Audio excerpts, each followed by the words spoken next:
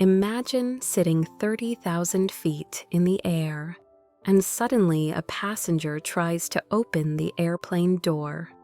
Panic floods the cabin, people screaming, flight attendants scrambling, and you realize this could be the worst moment of your life.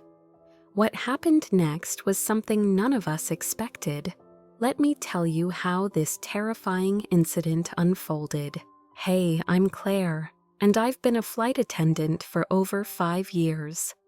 I've seen my fair share of drama in the skies, from turbulence so rough it shakes your soul, to passengers losing it for no good reason. But this was different. It was a normal flight from New York to Miami, mostly business travelers, nothing unusual at first. But one man's inner battle nearly turned into a full-blown disaster. About an hour into the flight, I noticed a passenger named James. He was quiet, fidgety, constantly looking around like he was trapped in his own head. At first, I thought maybe he was just nervous about flying. That happens all the time. But there was something more going on. He kept glancing at the emergency exit door near his seat, and I started to feel uneasy. James's breathing got faster, and he looked more and more distressed. I offered him water, trying to be friendly and calm, but he barely responded. Suddenly, he stood up, without warning, and started moving toward the emergency exit door. My heart jumped into my throat. I called for backup and tried to stop him, but he was shaking, scared, and desperate. James reached for the door handle and tried to open it. The whole cabin gasped. You see, these doors can't open mid-flight because of the pressure, but that didn't stop the panic. He was shouting something about wanting to escape, but no one could understand him fully. Passengers started screaming, some crying, others frozen in fear.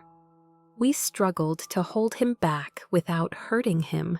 In the chaos, I tried to talk to him softly. James, you're safe here. We want to help you. His wild eyes started to soften. Tears began streaming down his face as he broke down in the aisle. He opened up about his pain, a divorce, losing custody of his daughter, and feeling completely alone. That moment made everything real. This wasn't just a passenger misbehaving, it was a man in deep pain. We restrained James gently and informed the captain. The pilot made an announcement, calming the passengers and assuring them the situation was under control. Once we landed, medical professionals and authorities took over. James was taken for help, and we all breathed a huge sigh of relief. The whole cabin was shaken, but there was also a strange sense of connection. We'd been through something intense together. That flight changed me. It reminded me that everyone is fighting battles we don't see. Sometimes fear and pain make people act out in desperate ways.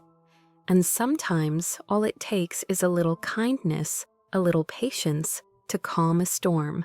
I'm grateful we stopped a tragedy that day. But more than that, I'm grateful for the chance to help someone in need.